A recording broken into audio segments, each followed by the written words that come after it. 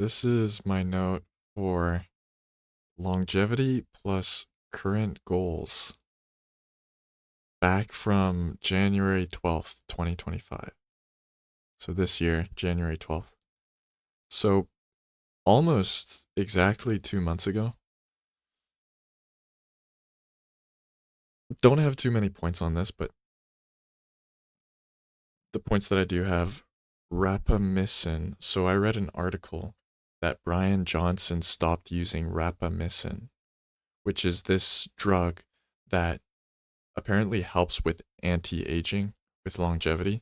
And since Brian Johnson is the biohacker, the expert on longevity, and he stopped using it, it indicates to me that rapamycin, rapamycin, yeah, I assume that's how it's pronounced, indicates that it's actually harmful. And from what I remember researching, I mean, this was 2 months ago, but I had looked at it very briefly, and he said something like, this has caused more harm than benefit. This has severely detrimented my longevity goals. I don't know if it was severe actually, but I remember it being a significant thing that he stopped using this drug. And I mean, he has medical professionals around the clock working for him, so if he says it's bad, he's the expert on it. Not only that, he's got the professionals and he's always testing himself, always analyzing himself to make sure that this is working, that he's on the right path. So even though there's no studies, it seems that there aren't many studies indicating that there's any downsides to it. I thought that I would share that in case anyone was considering trying rapamycin. I don't even know if it's a tablet or you inject it. I assume it's a tablet. Regardless, there you go. Lesson learned, don't take rapamycin. And the broader lesson, seriously, is these longevity gurus, these people that are experts in their field, sometimes they might be trying to do the best, but they might end up not being the best. That was a poor way of wording it, but what I mean, I'll give an example. So you have the Brian Johnson example already, but nutrition experts. There are so many nutritionists who say seed oils are bad for you. And then there's also a bunch of nutritionists who say seed oils are fine. There's no harm. So who do you believe? I mean, both are experts, but it's just a matter of choosing which side to believe. It's very hard to find the actual truth. And sure, you can look at studies all you want, but I believe studies to be not completely valid, especially in the nutrition space. You don't want to trust the studies. I mean, there was a study that was debunked now, but it for the longest time said eating meat was the equivalent of smoking 3 cigarettes, something like that. It was that harmful for you. I think it was bacon. Yeah, something like that.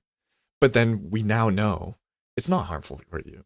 This is just stupid. Why would you say like it's really equivalent to cigarettes? It's one thing to argue that it's harmful for you, but to argue that it's as harmful as cigarettes. Really? And then of course you have the study where it's like cigarettes are good for you. Back then when cigarette companies were promoting these studies, they would encourage scientists to find a way to s- promote cigarettes, to say that in the results of the studies that cigarettes were actually good for you. And they did. So it's all kind of a scam. And I remember reading Spoon Fed, the book. Forget who wrote it.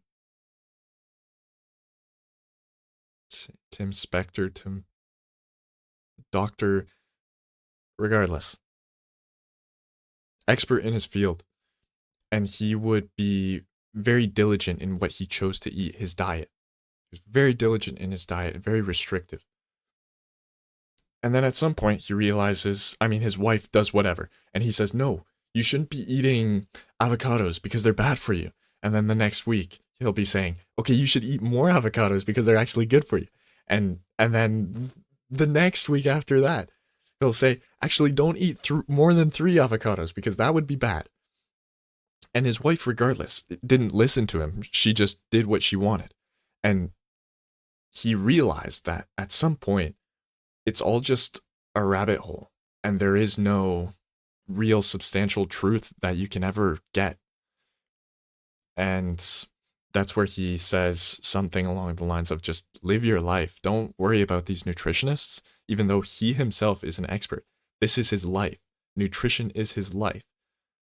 Don't worry about it. Don't be so concerned, caught up on the science of trying to optimize your diet. Just go with it. If you want to, sure. I mean, we know generally what's unhealthy for us and what's healthy for us. There's not. We shouldn't be over the top stringent on how restrictive our diet should be. And that goes along with a lot of other things. Experts in any field, they're going to take the extremes. I mean, I bet if you asked a dentist, should I brush 3 times a day? They'll say yes. Brush 5 times a day. But realistically, I don't want to brush 5 times a day. And is it really going to help me that much as opposed to 2 times a day? Like, ideally, I'd be doing everything as much as possible. I'd be eating as healthy as possible, brushing as frequently as possible, in a moderate amount. Like, you don't want to be brushing after every meal because the acid from the meal might deteriorate your enamel, but you want to brush more than 2 times a day, and then you want to exercise more than 3 hours a day, and on top of that, you want to do weightlifting, and then you should also read for more than 2 hours a day, and you should do all these things, but at some point you run out of time. Like, there's no way you can optimize. There's no way you can perfectly optimize your life. You can maximize it, but is that really living? Is that really how you want to live? No. The answer is no. I 1 o'clock. The answer is no. You don't. You don't have to. Just do what you believe is good for you, and don't care too much about the research. Don't be so restrictive on yourself simply because somebody said it was bad. Well, okay, that might be bad advice, because if I say that, then you could be like, oh, well, maybe I should try cocaine. You can discern for yourself. Okay, and then moving on to the next point. What's the point of longevity? Why Brian Johnson earlier, I keep on going back to him because he is the most robust person in terms of longevity. Robust, I don't even know if that really is the accurate way of defining. But when you think of longevity, you think of Brian Johnson. He's the pillar. He's the center of that, at least in modern times. Honestly, all time. That's his only focus. He doesn't even care about having fun. I mean, he stays inside. There was one podcast that he did he went to India and he wore a mask, and the room had to be filtered. The air had to be filtered for him to agree to participate in this podcast. And even during this time, he was wearing a mask, and he had to leave the interview earlier, so he claims, because he just couldn't breathe, or it was just too much for him. It was too harmful for him.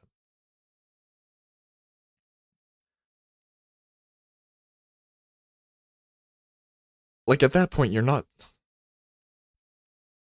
Sure, I get India is very high in pollution, but if you wanted to do the podcast, just do the podcast. Don't care too much about. Don't be so paranoid. Just do your thing. Live your life. It's okay if there's things that take away from your life.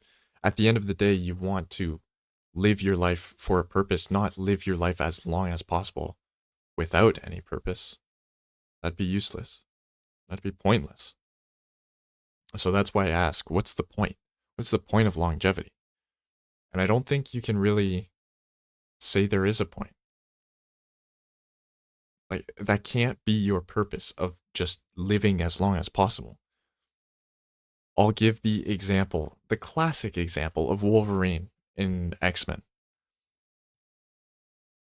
He's immortal, essentially immortal. I think the lore says he can die at some point if something, in a very specific situation, he could die, but it's so specific, like you have to. Oh right, there's like I remember seeing a movie, the Wolverine movie, one of the Wolverine movies where there was a sword that stopped his healing.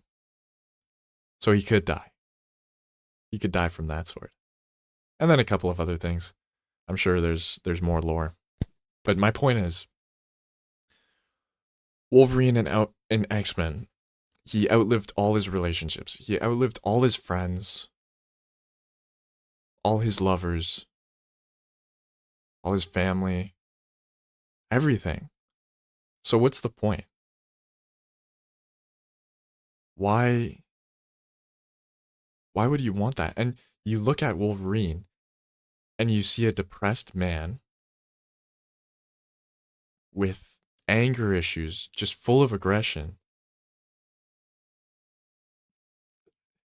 Like, you don't want to be like that. You just want to live your life. And why is dying bad? Why are you so afraid to die?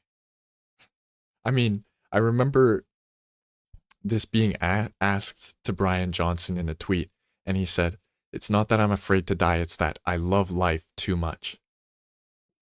I don't think that's true. If that were the case, you'd be living it to the fullest. You wouldn't be living it to the not fullest, to the least, to the unfullest, living it to the least. He's not doing it. Sure, you're extending your years of life, but you haven't been using those years. So in the end, you're just wasting it. Well, maybe not wasting it, but you're not using it properly. Who am I to say how to use your life, though? You can choose how to.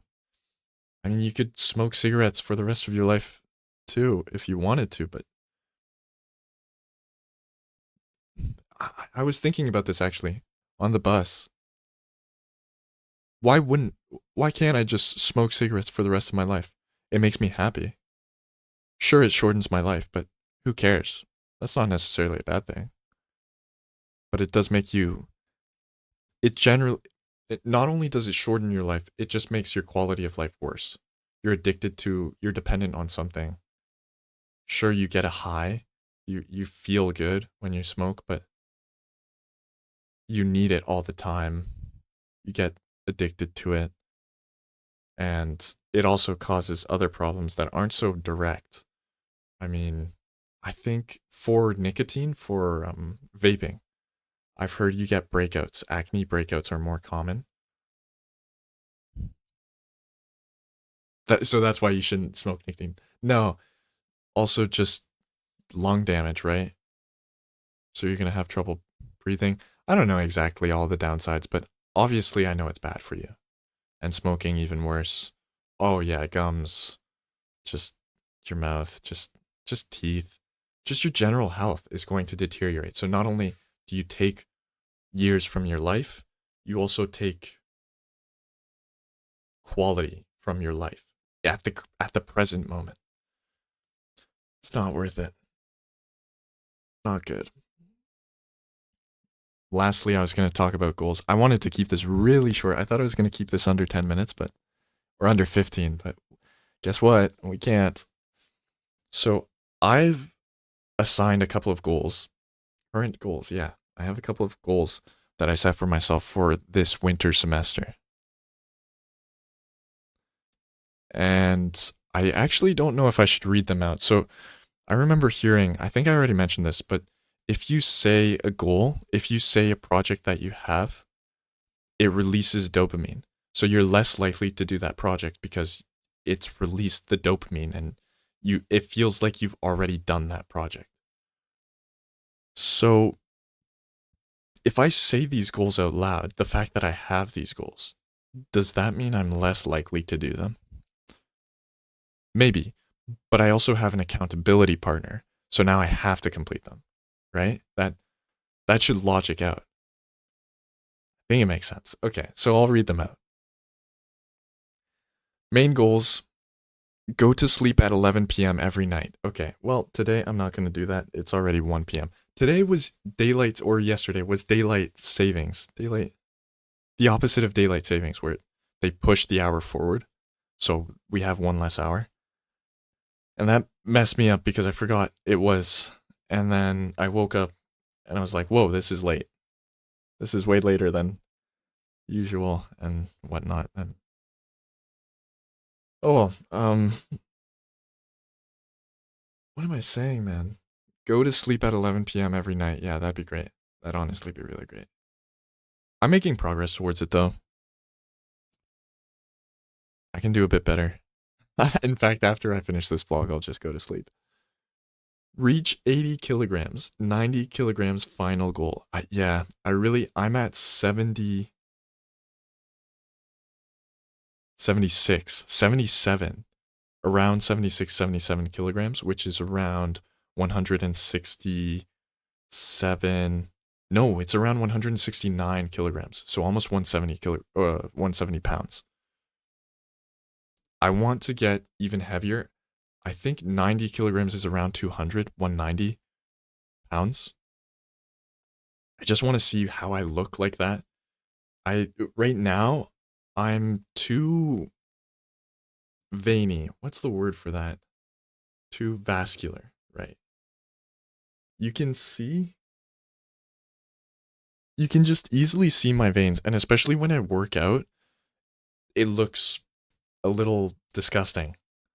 I personally think. And I'm sure other people agree, where it's just you're too veiny.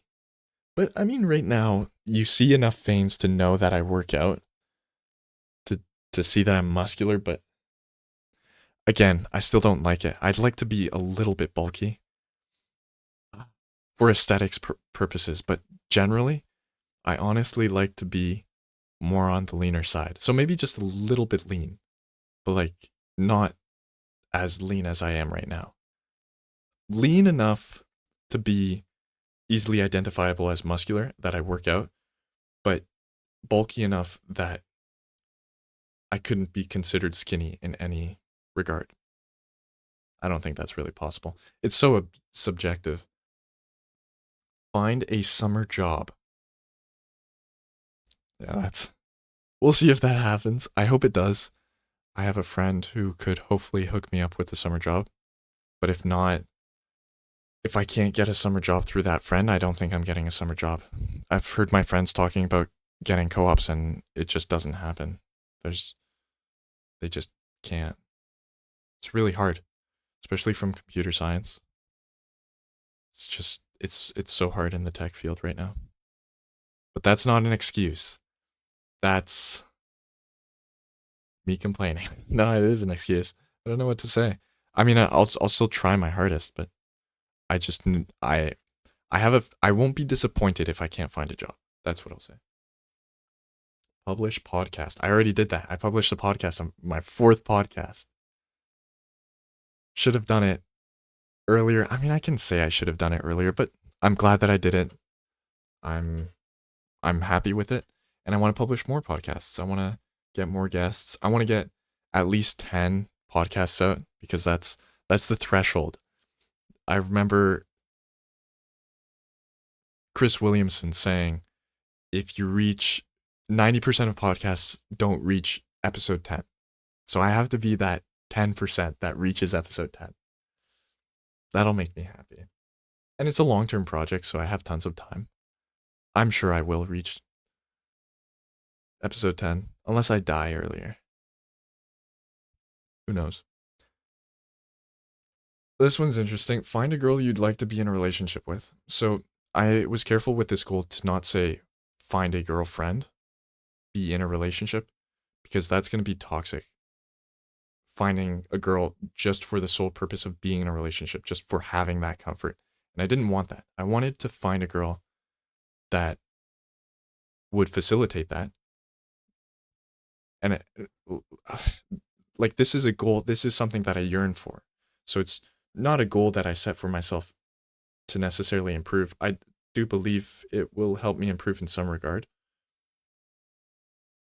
but it's more of a goal of something that I yearn for, something that I wish, something that I want. And ultimately, I believe something that's good for me.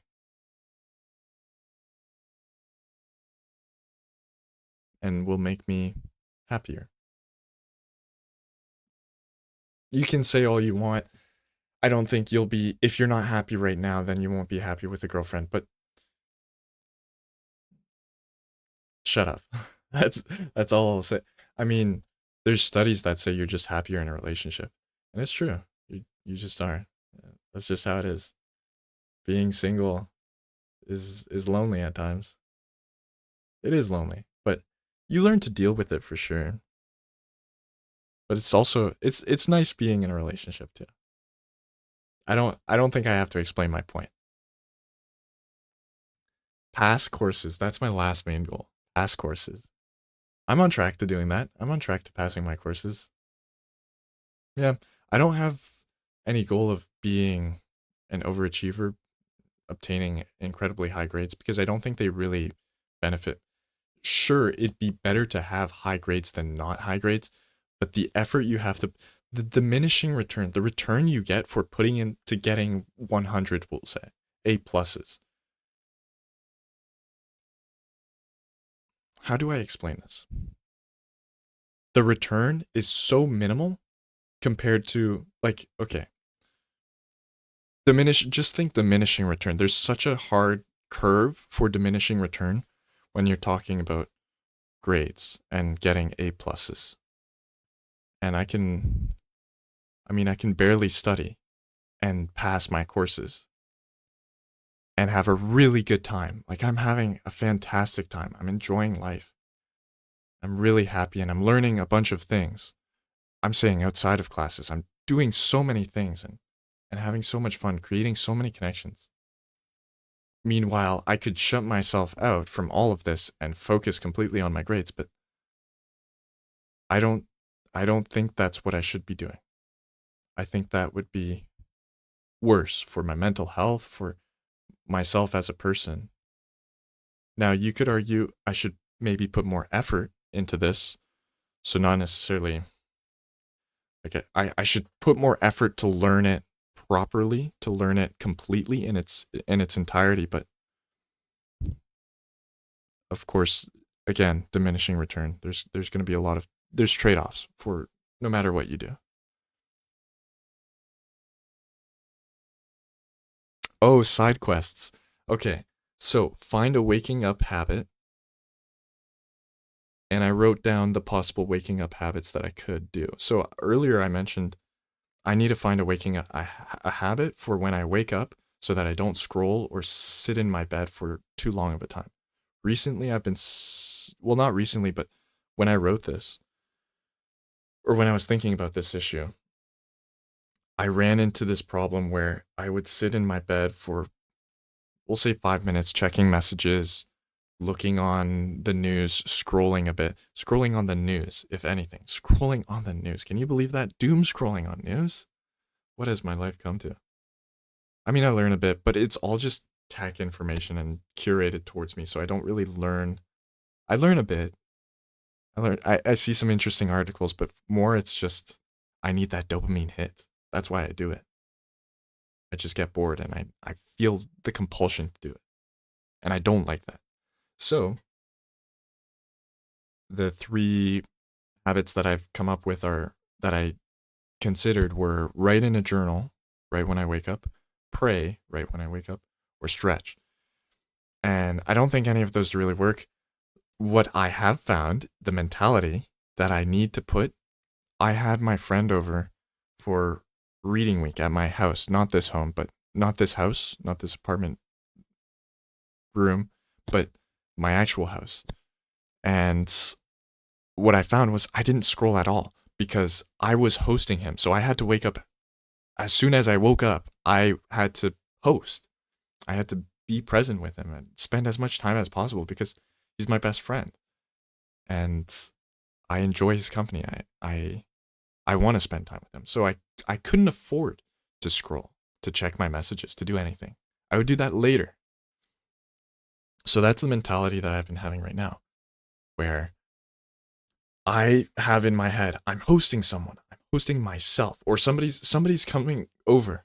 So I have to be ready. I can't be scrolling right now. I have to get up, eat, and then figure out what I'm going to do for the rest of the day. So plan accordingly. Don't surf the internet, plan accordingly. Although I'm not too good at that. I generally don't plan that much, and I just freeball it, and that ends with me scrolling the internet, watching YouTube. It doesn't end up being too productive, but I'll work on it. So there you go. That's the mentality. Pretend as if you're hosting someone. Someone's coming over, and you have to get ready. Yeah, the next side quest. This is listed as side quest. Don't scroll and don't watch YouTube. Don't watch YouTube too much. I said I'll limit myself to one YouTube video, and I'm doing very well for that, I'd say. There's some times where I'm bored and I do crave to watch YouTube to unwind and relax, and I think that's healthy. That's fine. But ideally, I would like to stop watching YouTube for entertainment altogether and just code for fun. I mean, I do that sometimes, but I also find it a chore, and it's not completely for fun. And the way I'm going to do that is by cutting out video games, by cutting out all these things that provide me with high amounts of dopamine, a high concentration of dopamine. The last side quest is Buglary. Yeah, Buglary's I have it in my coat.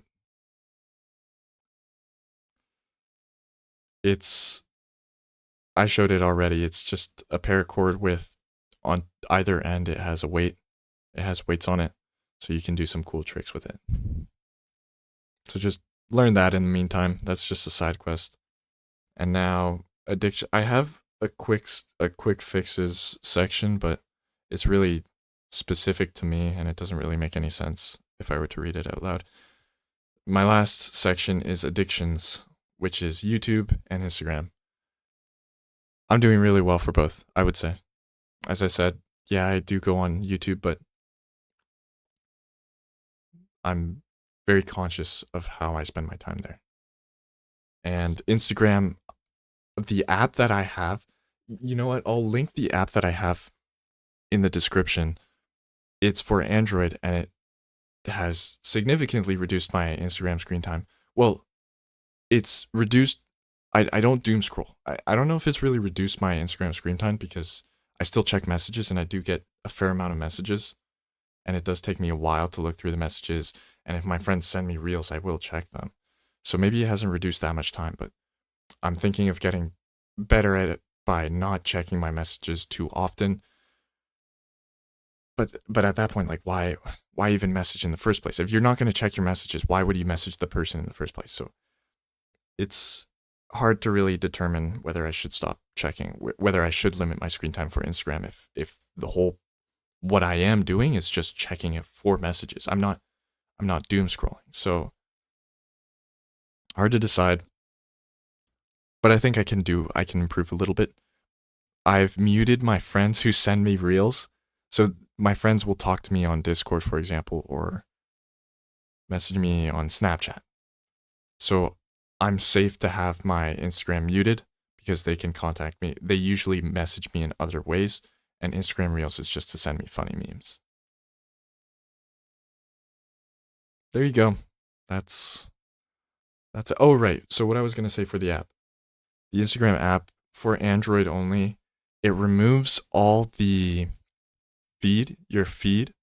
So you can customize it to choose if you can see stories or no. So right now I can't see any stories unless I see the people in my DMs that they have that story circle around them. Then I can click and see the story. So nothing in my feed. I can't, like, it won't load. I won't be able to see any pictures. And Reels, if I click the Reels icon, the Reels tab, I won't be able to load any Reels. It just says, please refresh, even if I refresh. And if I search on the Explore, it's empty. Please refresh. And if I search for something like a name and I'm looking for Reels or images, nothing will show up. I have to go to accounts and then accounts will load, but that's the only thing that will load.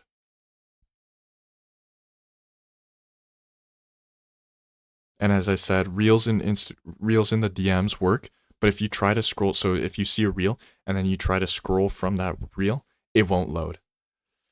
Incredible app. Saved me so much time. It's really helped me a lot. So now I just have Instagram as a direct messaging feature, a direct messaging app. That's all it is. All right. I think that would be helpful to a couple of people.